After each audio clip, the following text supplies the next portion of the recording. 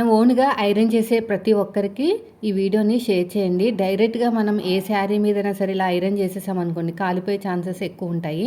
So మనకి ఏంటంటే ఇలాగా నెట్ క్లాత్ అనేది అమ్ముతారనమాట. ఎవరికైనా కావాలంటే ట్యాగ్ చేస్తాను తీసుకోండి.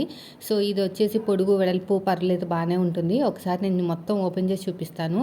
ఎవరికైనా కావాలంటే తీసేసుకోండి వెంటనే. ఈ నెట్ ఉంది కదా, దీన్ని శారీ మీద కన్నా డ్రెస్ మీదైనా సరే పెట్టేసుకుని ఐరన్ చేయాలన్నమాట. ఇప్పుడు నేను చేసి చూపిస్తాను.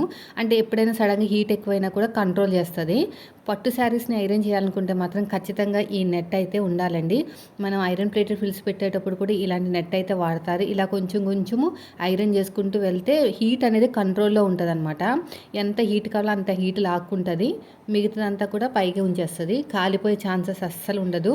సో తక్కువ హీట్లో పెట్టుకున్నా పర్లేదు, ఎక్కువ హీట్లో పెట్టుకున్నా పర్లేదు, మీకు చాలా బాగా వర్కౌట్ అవుతుంది. అస్సలు మిస్ చేసుకోకండి. చూసారా పొడుగు వెడల్పు ఎంత ఉందో. ఇలా ఉంటుందన్నమాట. అడ్జస్ట్మెంట్ చేసుకుంటూ ఐరన్ చేయాలి.